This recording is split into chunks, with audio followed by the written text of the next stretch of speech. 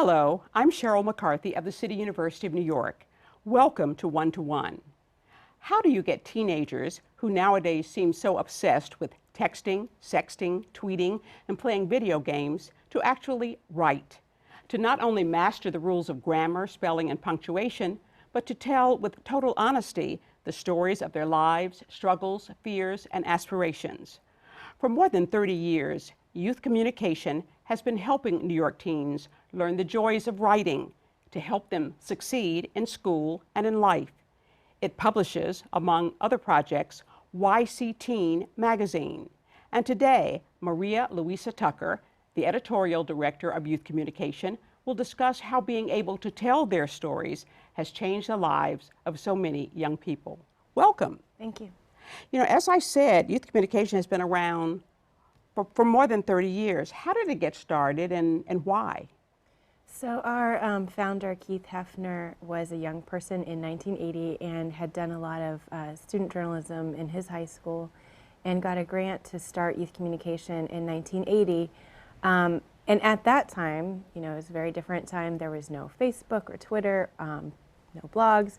So there wasn't a lot of teen voice and a lot of decisions around this in schools and in the public high schools and stuff was being made without any teen voice, anyone listening to them. And there were student newspapers, but you know, as anyone who's written for a student newspaper in high school knows, there's only so much you can really say. Right, heavily censored, Yes. heavily controlled. So the idea of youth communication was to allow the teen voices to really be heard in a publication that they controlled and they put out themselves.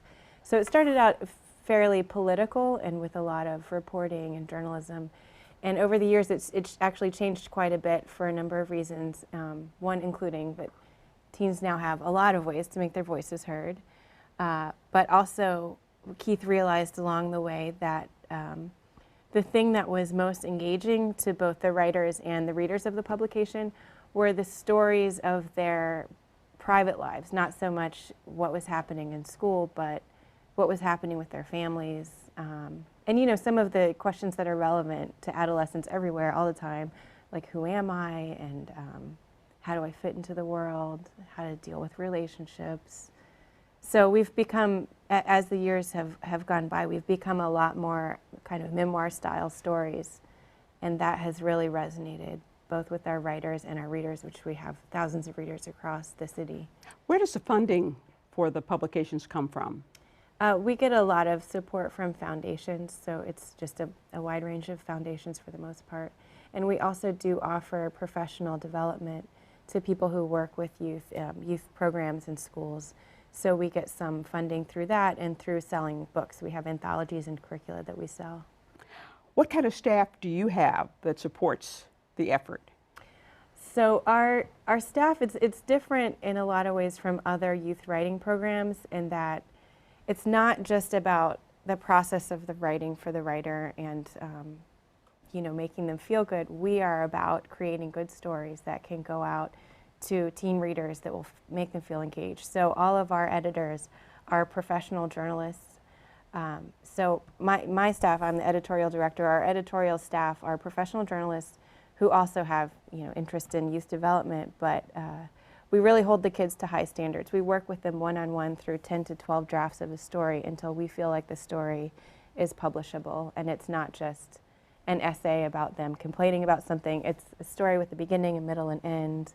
It answers the journalistic question of like, why do we care? So what? Wow, 10 drafts. Yeah. That's a lot of drafts.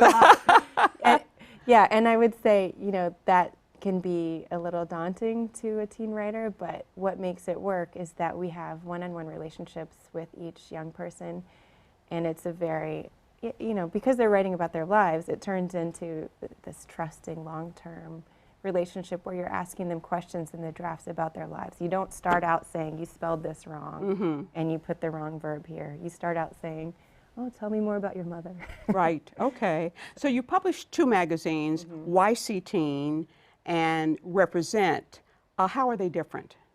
So Keith, our founder, realized in the 90s there was the big epidemic of a lot of kids going into foster care alongside the crack epidemic. And he realized that a lot of the writers coming in had this foster care experience, but they were unwilling to talk about it with kids who were not also in the system because we had a lot of stigma.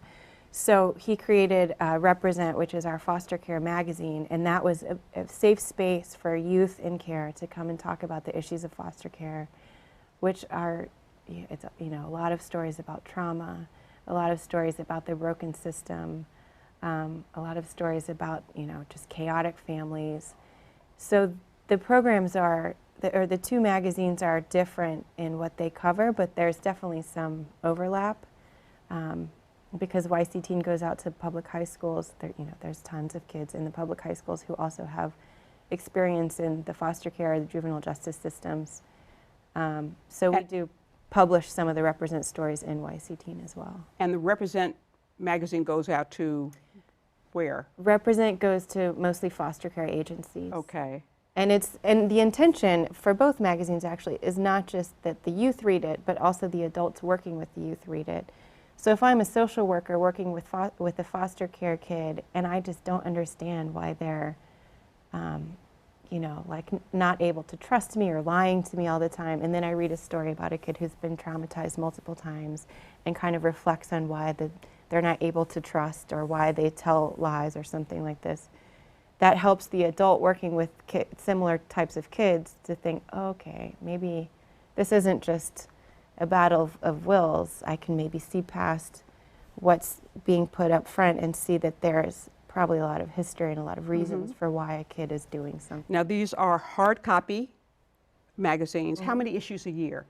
There are 5 issues of YC Teen per year that come out during the school year, and then Represent is quarterly, so there's 4. Are they free? It's YC Teen is free to New York public schools, which is the bulk of our subscribers, and Represent goes to foster care agencies at for a fee, but it's pretty low. Okay, how large a readership do you have? We print 24,000 copies of YC Teen, and those go like bulk subscriptions to more than 200 high schools and youth programs in the city. And then, of course, we have our websites that goes out, you know, thousands more people see our stories online. So the magazines are run primarily by teenagers, or at least the writing is by the teenagers. That's right. It's the teens who write all the articles. Do they edit it as well? Are they involved in the editing, or is that done by your professionals? Our editors do all the editing, and I mean, a lot of it is, you know, as I was saying, the one-on-one relationship is the thing that makes the story work. Because if you're asking a kid to write 10 drafts, they have to want to come back, right? You know? And like keep working. So they really focus on their individual stories, and we do have an intensive summer writing workshop where they come together a little bit more than they do in the school year to focus. Is that a requirement if you want to work on one of the magazines to participate in the summer workshop? No, kids come in through YC Teen as interns through their high schools a lot of times, so they can start as an intern and just do 1 semester and continue as a volunteer if they want, or kids can come in the summer program and get that like intensive training and continue on again as volunteers if they like. How many kids do you have working for the magazines, and how do you find them? We have, it's a fairly small staff. We have about 10 YC Teen writers right now and probably 10 to 15 Represent writers. And it's rotating, so over the year we work with maybe 50 kids. And for YC Teen, we find them, we have relationships with several high schools, well, probably like 20 high schools in the city. A lot of them are alternative high schools. So we have if a kid has failed out of their traditional high school or is doing poorly in their traditional high school, they can go into an alternative high school. And a lot of those have internship programs, which helps, I think, the education process by getting them out, you know, working a little bit.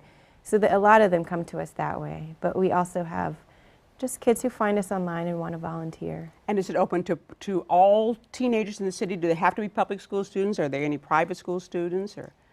It's open to anyone 15 to 20 years of age in New York City. And it doesn't matter if they're public or private school. We've had, kids from Dalton, we've had kids in GED programs. They just have to want to write and be willing to go through all those drafts. And this skill level doesn't matter that much to us. We have a lot of English language learners. So, it's difficult for them to go through their drafts, but it does help a lot with the learning process. Mm-hmm. Our focus really is the story. Tell me about some of the subjects. I know that you do a lot of theme issues. Mm-hmm. And so tell me about some of the themes that you've chosen and how you went about choosing those themes. Sure. So the themes, for the most part, are they come up organically because that's what the kids are writing about. So we tend to have a identity issue every year or every year and a half because they're figuring out who they are, We have a lot of stories on bullying and things like that regularly because, again, that's something a lot of them are dealing with. And so we kind of the kids come in, we talk to them about what kinds of stories they want to write. They give us story ideas and the editors help pick, okay, we think these 2 or 3 story ideas are the strongest. And over time we have, our hopper full of stories and we say, okay, we have a lot of stories right now on anger. Maybe we can supplement that with a Q&A with a psychologist or something, or anger management, and we'll have an anger issue. So that's, it really is from the kids. Okay, and I've seen some of your issues on certainly sex. I think that would be a hot topic. Yes. Relationship with their parents, relationship with teachers, bullying, abusive relationships between males and females, or some of the things that you've dealt with. Mm-hmm.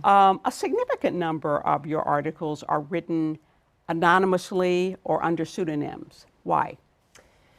Most of the kids who come to us really wanting to write a very particular story, it's because it's a story about some trauma that's happened to them.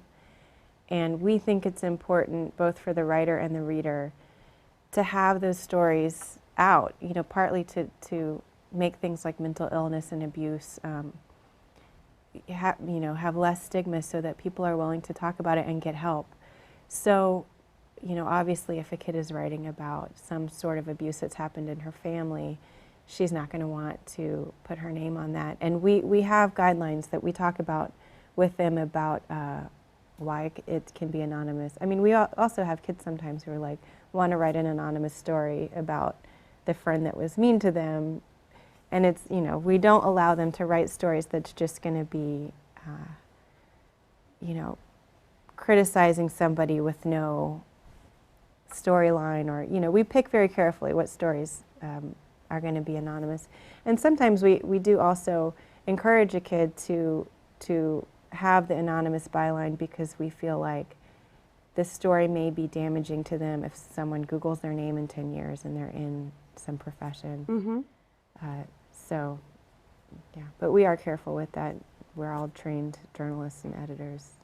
Okay, we're going to take a short break, then we'll be back with more with Maria Luisa Tucker in just a moment.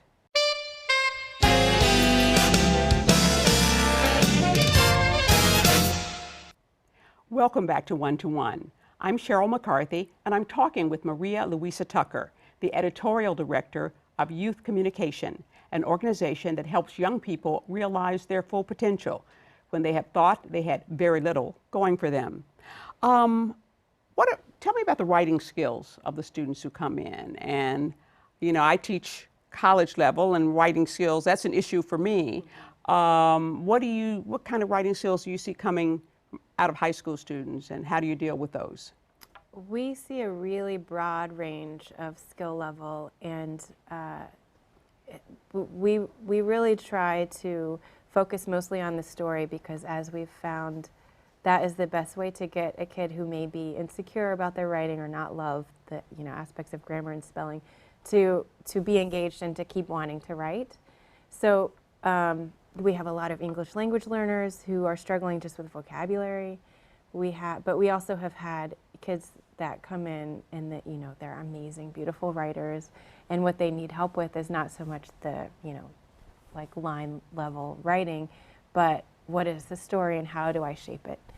So yeah, I mean, it is a bit of a struggle for the editors because you have to, on one hand, figure out how to help someone with vocabulary, and on the other hand, you know, ask 20 questions until you figure out what the story is for this very high-level writer, and then keep up editing them fast enough to keep them, you know, keep them there. Right. There's a significant time commitment involved in working on the magazines, right? Mm-hmm. How many hours a week, or?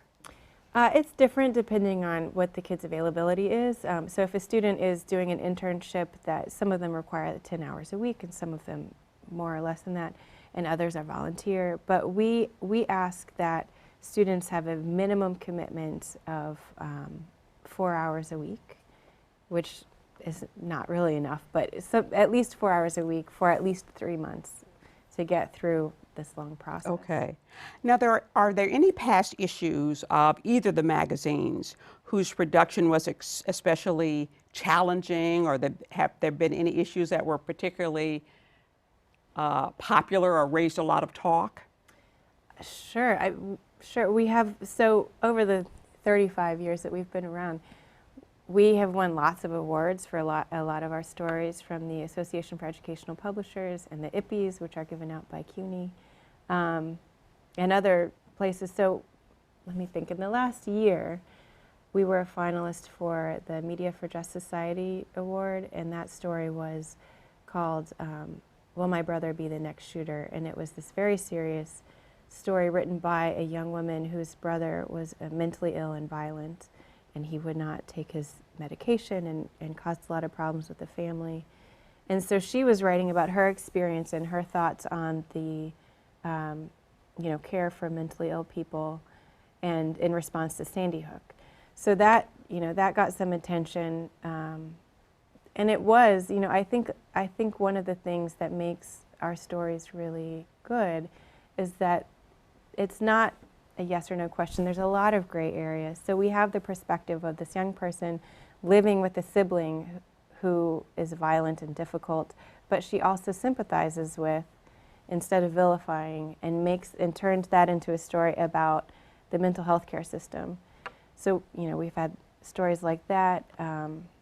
We had another story that won an award called University of Kitchen, which is a story by a young woman who, I believe she was from Syria, and her father, in their family, the girls did not really get educated past, if you finished high school, that was the big deal.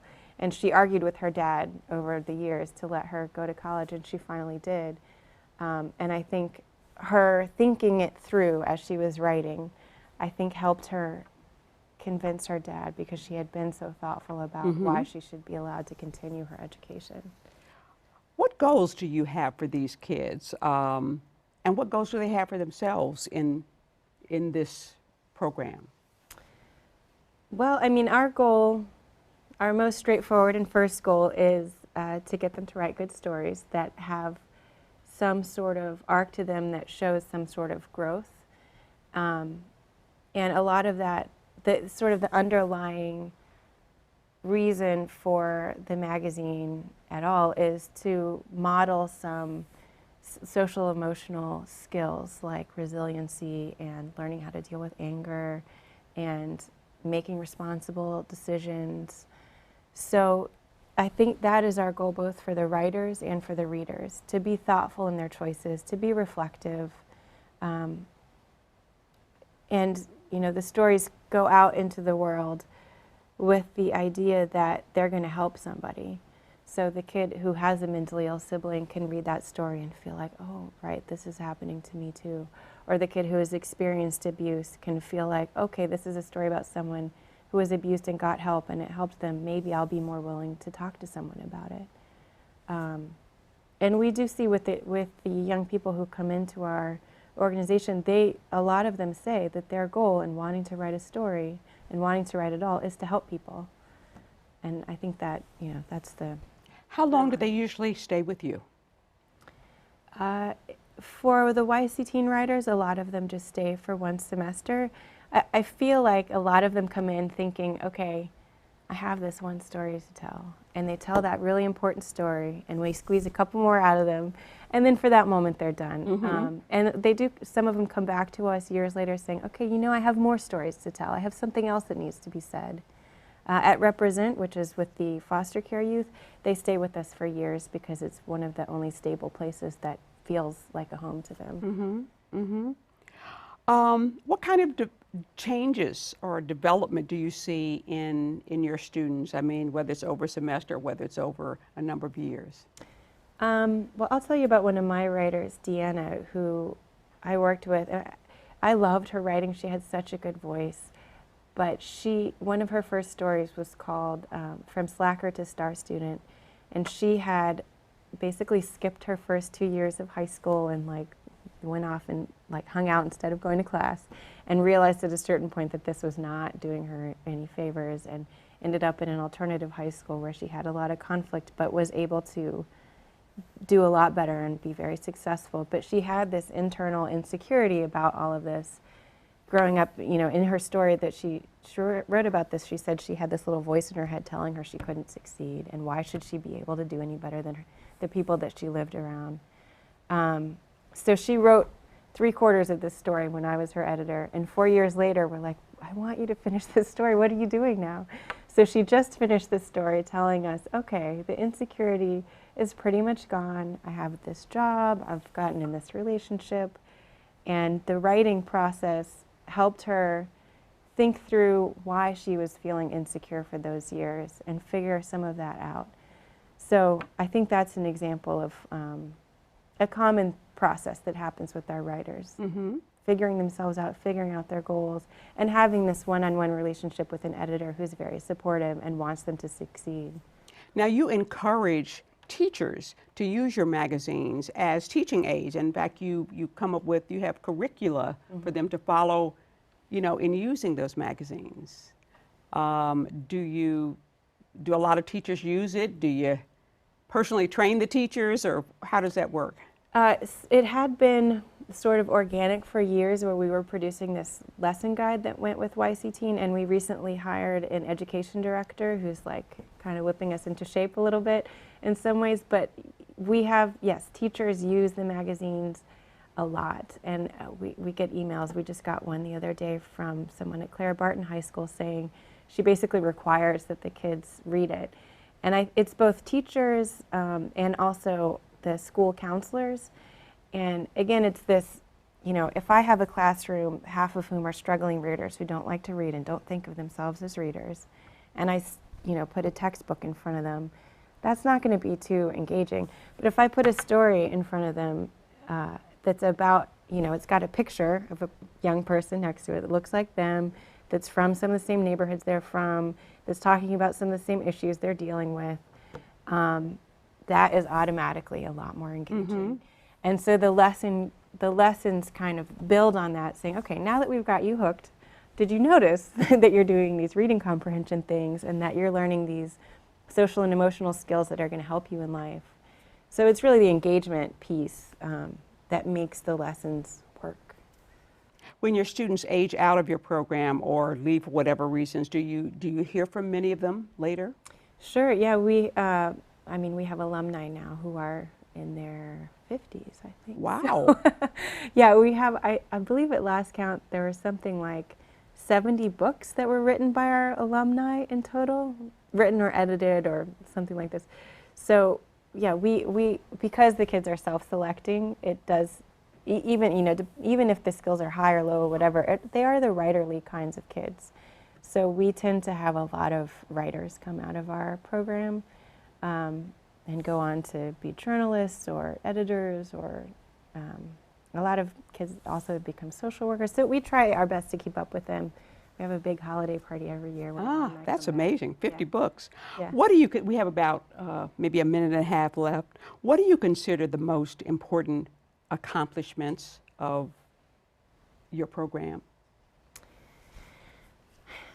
Well, to me, I think the biggest accomplishment is that teenagers really get a bad rap. And I think that producing stories that show the inner lives of young people and all the things they're dealing with helps them feel like heard, and also helps all of the adults around them who pick up this magazine and read it feel more empathetic with the issues that teenagers deal with, because I think a lot of people, on the subway and in schools and everywhere, just sees teenagers as bad news, and I don't think that's fair. Sort of aliens, Yeah. creatures from another planet. Yeah. And our magazine shows that that's not true. That's not true. And how's this experience? You've been working with youth communication how long? 6 years. Okay. And having been a newspaper journalist, how's the transition from one to other been for you? It's been incredibly rewarding. I feel like working with teenagers on their writing has made me a better writer, and has made me really have to figure out how to make a story, because you sit down with someone who's never written a story, and they just give you all this information, and you have to help them figure out how to build it. So it's been really rewarding, and the relationships have been really rewarding as well. Well, I've always admired, the work that you do, because, and I've admired the honesty and directness with which students are allowed to tell their stories. Mm-hmm. And I don't think there are many places where they get to do that. So kudos on your work. Thank you very much. If somebody wants to sign up, how do they do? Just go to your website and get information? They can go to ycteen.org and click on the Write For Us button if they're interested.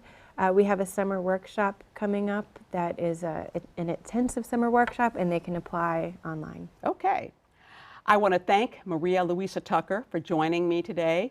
If you'd like more information about youth communication, or the YC Teen magazine, or the Represent magazine, go to their websites at youthcom.org or to the ycteen.org. For the City University of New York and One to One, I'm Cheryl McCarthy.